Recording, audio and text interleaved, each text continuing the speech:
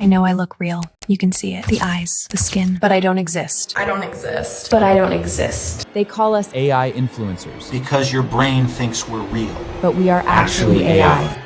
These are AI influencers. Accounts like these are blowing up online. They have tens of thousands of followers, millions of views. They build trust, and they're not human. I spent the last month or so tracking some of these accounts online, and what I found is a burgeoning economy, one that relies on AI-powered deception.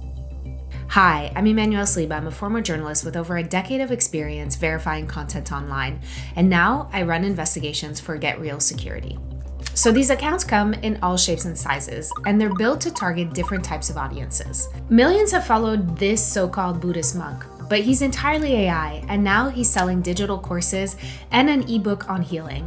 When someone cannot see what you give, it is not because you are not giving enough.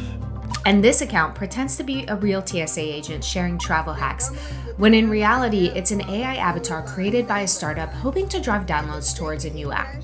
Or the phone dies, everybody's staring. And this influencer, who seems to have attended the F1 race in Miami and even got to meet 2 Ferrari drivers, entirely AI. That is not the real Lewis Hamilton or Charles Leclerc. And her account? It's driving sales towards an online clothing brand. Every single one of these accounts leads viewers to a store, a course, a product. They want to push viewers to buy. And most of these accounts are not clearly labeled as AI, and when you take a quick look at the comments, they tell us that most users believe these are real people. AI isn't just taking over music or even writing essays, it's also entered the world of social media influencing. 2 years ago, when I covered this topic for ABC News, AI influencers were pretty obvious. They were static, easy to spot. They were a novelty built by creative agencies. Little Michaela was the blueprint, but her creators weren't trying to make her fully or overly human. And after that, more personalities followed, but you could always tell they were synthetic. Once this project comes to life, one of my biggest dreams will have come true. Fast forward to 2026. I'm Isabella, and today I'm here with my sponsor, F1 Paddock Club. They talk, they move, they look like you and me, but you can even generate imperfections. The speed at which it's happened has surprised me a bit, because who expects this transformation we've seen where it was your one-off like Lil Michaela, and then Aitana Lopez was seen as this crazy, wild, oh my gosh, can you believe this situation, to now where oftentimes I'm scrolling social media and I'm thinking, I don't know if that's real or if that's fake. I don't know if this is a real person or if this is AI. All of this is now possible because of a new wave of hyper-realistic and powerful Gen AI tools, and these all-in-one platforms that make it very easy for anyone to create and scale AI influencers. So I didn't expect that leap where social media and media in general would be so saturated by it.